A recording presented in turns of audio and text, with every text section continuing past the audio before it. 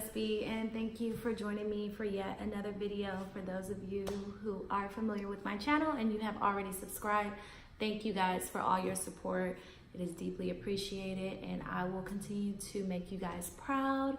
For those of you who are new to my channel or you have not subscribed yet, it would mean the world to me if you went ahead and did so now. And make sure you turn on those push notifications, because I will be sure to upload on a more consistent basis. We're gonna get some consistency going on here. Make sure you like this video, okay? But without further ado, I'm gonna get into why we're here. I wanted to talk about this video talk about the Judge Judy thing, because a lot of people had questions, not even just about how I ended up on Judge Judy, but how the heck does Judge Judy work? Like, what was that process? Like, what did you do? Who was, how'd you even sign up? All kind of stuff. So I just want to, give you guys some fun facts. Some people have never been in the environment of, a production studio, national TV, blah, blah, blah. And, and I just want to share, what the experience is like. Okay, so the story is not going to make sense. Like, you're going to wonder, okay, because some of you know why I was on the show, which was because my car was vandalized and all this stuff. But it's not going to make sense in the beginning. You're going to be like, why would you do that? Okay, whatever. Anyways, so, yeah, so we were dating for 4 years, and then niggas started cheating. And I mean, I could just really just say end of story, because I mean, that's what it is. But I mean, it was so bad because I really wasn't ready to let it go. Like, when I love hard, and I'm like, shit, nigga, you got my heart, so what we doing? Because I ain't going nowhere. And that's kind of the mentality I had at the time. At first he was being sneaky about who he was cheating with, which was a girl at his job.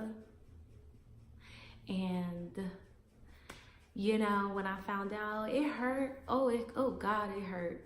I was so hurt, because we had never had those encounters before. It was like, we was like 3 years into our relationship, and I honestly can't recall ever dealing with him fucking with other females or anything like that. So it was really like unorthodox for us to have these problems. So I was just like, you know what, we've been doing this for 3 years, like we're gonna come out of this. And then he had lost his mom. I think it had been like 2 years at that point, since she had passed. And and I let that be an excuse for a while. Like, he just needs me to be there more. I need to push and, and show him, like, I got you, I got your back, or whatever.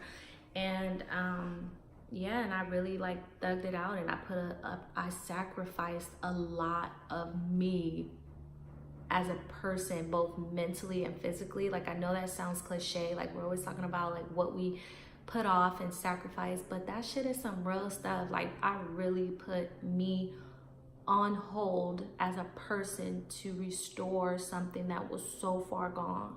And it took I just only had this much. This much. Where that emoji with and it'd be like this cup? I had that much of myself left and energy. And I used that energy to take my stuff. And eventually I did leave, because it was really getting disrespectful. It wasn't getting any better. Like, one time I overheard him on the phone talking to the girl, because he thought he hung up with me. Remember, you guys, he works with the girl. So he thought he hung up the phone with me.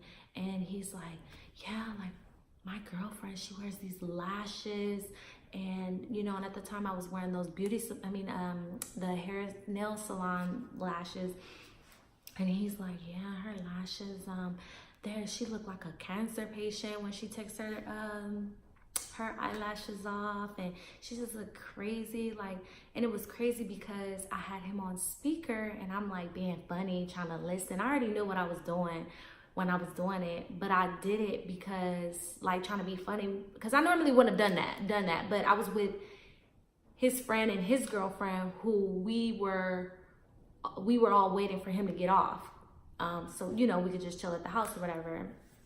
And so I'm like, listen to this nigga. And he going in, and I put the, I'm like, never mind. So, of course, we got into it about it or whatever. And, you know, he tried to say, I be trying to tell you, and flipped it on me and made me feel insecure and all this, blah, blah, blah. Niggas. But, yeah, so when that happened, so that was one incident that was like major that I could really remember. And then something that, now this is like, this is towards the end of the relationship. Like, we're literally on our final days of our relationship. You know, obviously I didn't know that, but as I recall it now, these were the final days. But he, so we decided to do our own thing one night. We just like, yeah, let's just give each other some space. I went with my girls, and he went to go supposedly hang out with his friend, his homie, which he will also be nameless because he's a part of the problem too. But I'm not gonna say nobody's name. But yeah, so he, I went to Pasadena and I hung out with my friend. And when we left, it was probably like 1, 2 o'clock in the morning. And I was driving, and you know, when you lit, you be just trying to get home. And then especially because he wasn't answering his phone, I knew I didn't have no gas. And I was like, okay, I'm gonna try to make it because he's not answering the phone, and I'm trying to hurry up and get to the house. Like, I was just like I didn't care. I wasn't thinking about that gas hand at all.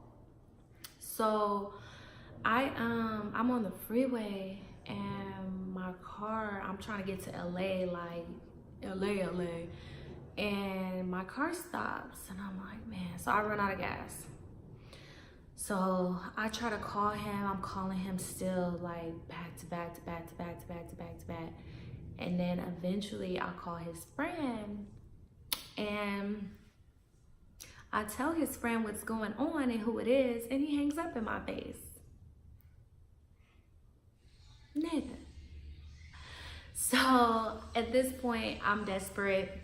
So I asked these, well, they actually happened to stop. It was two, thank God, like they were two students that went to SC, and they offered me a ride to the gas station off the 105. So like they showed me their IDs and stuff. So I wasn't really being stupid about it, but I still kind of did take a risk just getting in a car with strangers, period.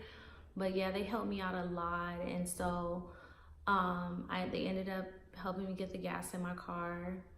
And that was it. And so at this point, I knew something was off. I knew he probably wasn't at home. So I knew his dad stayed near the area that I was in. So I stopped by there first before I even headed to the house. And so his car wasn't there or anything, and it was late, so I wasn't gonna knock on the door. But yeah, I didn't see anything. Nothing was like, you know, unusual. So I just left, and I went back to our house, and he, like, I'm telling y'all, like 3 o'clock turned into 4 o'clock, 5, then 6. And I was just sitting there up, and I probably eventually got like 1 hour of sleep. And I still, mind you, between that time, then and me getting that 1 hour of sleep, I did not hear from him. Like, I was just like, okay. So I woke up, and I tried calling him again, and he finally answers, and he says that he was on his way to work. And I'm like, where have you been? What you been doing? What the woo? And so the nigga tells me, like, he's like, I've been with whoop-de-whoop, the girl. And I'm like, what? Like, what you mean you with her? So I'm like, okay. He admitted that he with her, but he not trying to hurt me like the way he trying to make it seem. So I know he not gonna tell me he fucked her. So I'm gonna ask. Like, I wanted him to lie to me, honestly. Like, it sounds stupid. I was young, but I wanted him to lie to me. Like, I was asking him questions that I really didn't want the answer to. And I was just waiting for him to care. Like, I just wanted him to care. And so I was like, did you fuck her? And he's like, yeah, like, duh, like, yeah. I'm like, oh, you got me, nigga, what you mean? What you mean, girl?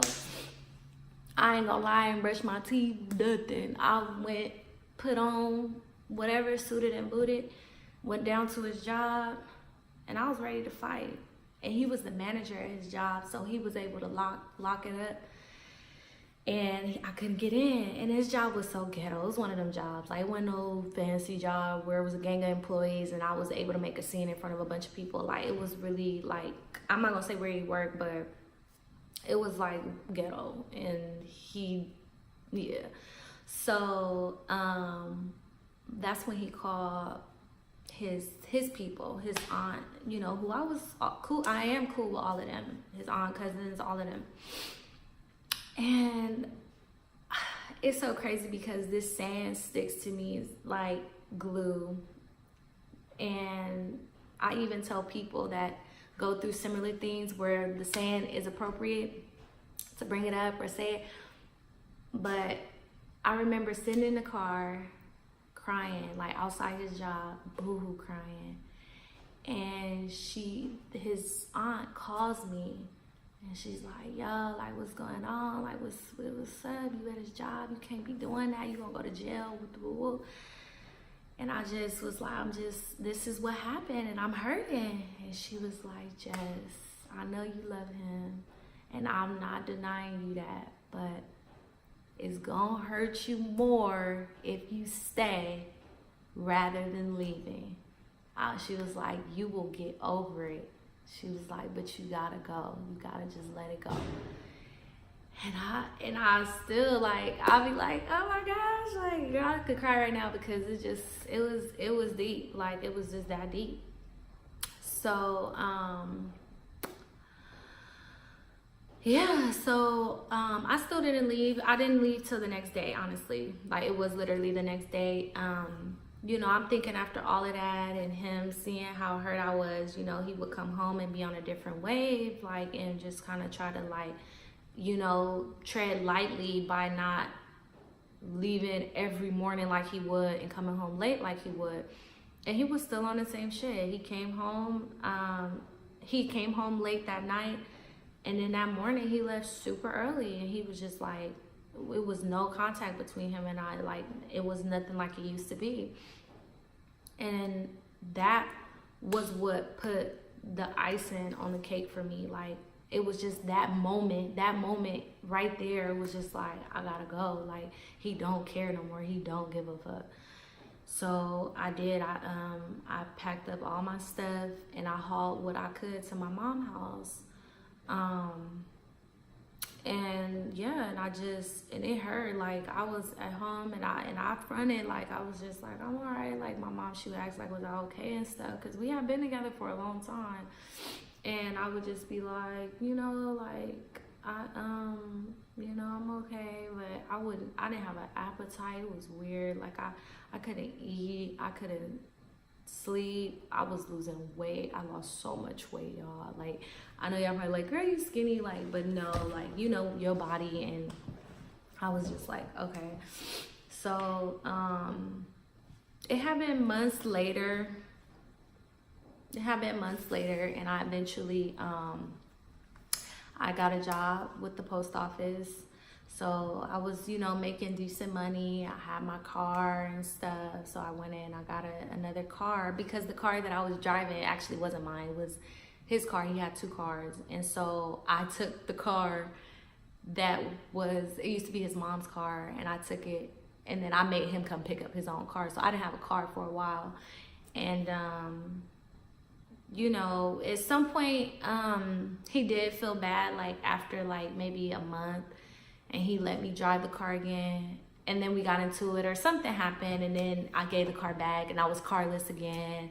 But I was and then I was working at the post office, and I eventually came up with the money to get my Dodge Avenger. And I'm gonna have to do a story time on how my car got stolen too. God, the stuff we go through. Yeah, so I literally moved on with my life after a few months. And then I had got my place in Gardena. I ended up moving to Gardena and I had my apartment. And I was straight. And then that's when I met my new boo.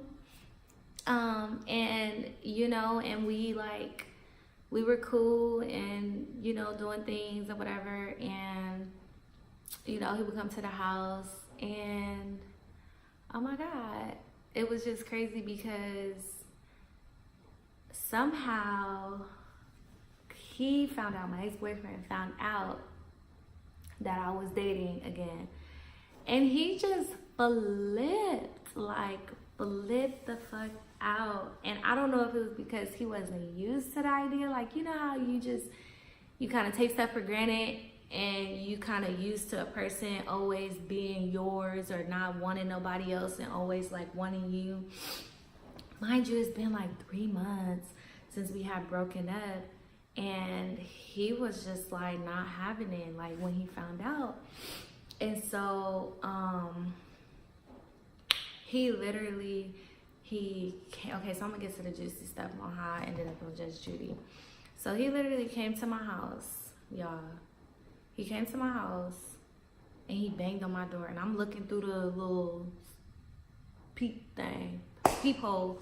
And the reason why, and my boyfriend, you know, he was in the house during that time, and I'm like, okay, I don't want to open the door because of 2 reasons. I didn't want them to be fighting in my apartment, and number 2, I knew that, you know, his brother who passed away, he had his gun, and I know, and he didn't have it, but I just was like playing all these scenarios in my mind, and I'm like, I don't know if he got his brother gun and none of that.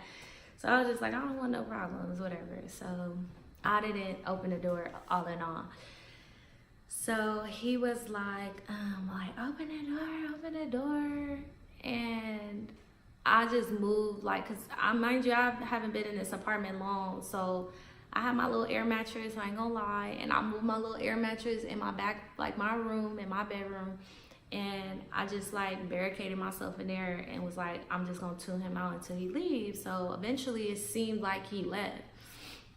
And so I get a Snapchat message on my phone, and the nigga is like, I'm so sorry for what I did to your car. Like, you know, like, please, like, just forgive me. And I'm like, okay, is this a setup to get me to come outside? Or is this real? So either way, I was pissed at this point because I'm like, if something's really going on with my car, like, nigga, that's fucked up. Like, I didn't do nothing to you. I literally, like, if I did, it's in the past and I could talk about it, but I didn't. I really didn't. So I'm just like, damn, like, I'm getting all of this for moving on. Like, that's crazy. So I called the police, and because I didn't want to go out there and if something happened, so I was just like, okay. So I go out there when the police get there, and they were like,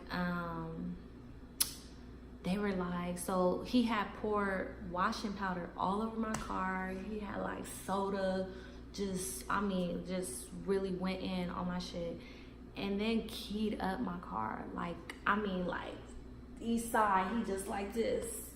Even the hood, he just going in, like, keyed up my whole car. And the police officers freaked me out because they're like, and you don't want to start the car, because if he poured fluids in your gas can or your gas tank, you don't want to start circulating those fluids, and then it hits your engine and then you have a bigger issue, like you blow your shit out. So I'm like, okay, like, this is just too much. And I drove my car because I had to go to work. So, and he didn't put nothing in my gas can or whatever. But anyways, so I told my mom, of course, and she like, and I plan on suing him and everything. Like, I was gonna take him to small claims and stuff because he had keyed up my car, a car that I was actually paying for. Like, that was crazy. So my mom she just had like this, I'm pretty sure she was just kind of saying it in a joking way, like she didn't think it would actually happen, but she was just like, take his ass to Judge Judy, like, put him on Judge Judy. or whatever, she'll straighten them out. So I'm like, you know what, I'm gonna sign up and see how that works, because I really didn't know about the small claim process either. So Judge Judy actually turned out to be much easier than taking him to an actual courthouse. So I go on there, on her website, and there's like a link where you can submit your the description of your case, and you know, and let them know like what happened. So I don't remember how much shortly after me submitting did the production crew get back to me, but I remember I was talking, I forgot the guy's name, but yeah, he called me and he's like, oh yeah, we read your bio and we want to pursue your case. And I had to like get different documentation. Like I had to provide them with a police report and like the pictures and stuff like that. But they were like, yeah, you have all that stuff. They're like, you know, we want to put you guys on TV. We'll pay you an appearance fee and all kind of shit. So I had, that's when they reached out to him and he reached out to me like, why is Judge Judy, like, I'm not doing this shit. Why are you signing me up for this shit? And I was just like, and at first I did, after that conversation, like after him saying like, I'm not putting my business out, I'm like, damn, why would I want to put my business out there too? Like, that's my business as well. So I had called the guy who I was dealing with. I called him back. And I told him, you know, I didn't want to do it anymore. I was just like, no, like, I don't want to like put my business on TV, blah, blah, blah. So he didn't understand. He didn't want me to do it that way, but he was just like, you know, he just was like, okay, like, it is what it is. So then their executive producer called and was like, we'll offer you a higher appearance fee if you show up. And they gave him the same offer too. And they convinced him to countersue me or parking tickets, some dumb shit, just to kind of make him feel like, oh, well, I can get some money out of this too. But I knew that was because he wasn't getting nothing out of me. So, yeah, so that's how we both ended up agreeing to go on the show. And the appearance fee that we received, I don't know how much he got, but I want to say I got like $300 or $400 just to show up. Like, that was just to show up. That wasn't even the money I got from the judgment. So it was like, so it was just like, shit, like, why not? So we ended up, so yeah, so and also, okay, let me add also that the reason why people do the show, because a lot of people are like, why would anybody go on there and air their business out and, you know, and whatever. But a part of the reason why people do it is because, one, if you lose your case, you don't have to pay the person directly out of your own money. The show pays the person. So Judge Judy, me, the person that won, the Judge Judy paid me. He did not have to pay me. And number two, I could never bring this up in small claims. Like, it's done. Once it goes through the show, it's done. I can't say, oh, you know, I'm gonna sue him the civil way and all that. No, like, basically his punishment for what he did was being embarrassed on national TV. Like, but he did not have to pay for anything. So yeah, like, so that's how we ended up going on the show, because I told him, and the producer was telling him, they was like, she's gonna sue you either way, so you might as well take the route where you're not gonna be in debt over it. So we show up the day of, oh my God, we show up the day of recording, and I'm sitting in this room with my homegirl, because they allow you to bring people. I'm nervous, like, I'm nervous shitless. And the guy, he comes in the room, like, we're sitting in this little room, but we're separated. Like, I'm not with him. I don't see him. I don't even see him till we see Judge Judy. I don't see him at all. And he tells me, you know, make sure you don't answer questions you don't give answers to questions that weren't asked. You know, make sure when she do ask you a question, you like this. And, you know, and just don't speak when you're not spoken to. Don't speak out of turn. Like, just be on it. And so I was just like, okay, like, whatever. So That's why when I was on there and she was like, what's the amount? Like, what are you asking for? I was like, $4,693.24. I was like, boom, boom, boom, boom. Because, yeah, he scared me, like, into, like, who she was. And, I mean, and for those of you who've seen the show, like, you know how it went. But, yeah, like, we ended up going on there, and thank God I did get the money back for my troubles. Yes, I got that money back. And yeah, and for those of you who haven't seen it, he did not win his countersuit like I anticipated he would not. And you know, and it was what it was. But yeah, for those of you who want to see it, I wish I could find a link or something for you guys to just go directly to it and watch it. Otherwise, I would drop it in the description box. But if this does help, my episode is season 19, episode 147. So if you guys ever like come across it, you want to Google it or whatever, you have Hulu or somewhere you can watch it, let me know. And yeah, like I definitely want to see it, but the only time I get to see it is if someone calls me and tells me like, oh, like your episode is on, like, oh my gosh. And yeah, it's pretty funny. Yeah, that's pretty much the background of, you know, how I ended up on Judge Judy. And thank you guys again for watching. Again, people. Subscribe to my channel. Let YouTube know that I am worthy. Okay. Thank you guys. Until next time. Bye, you guys.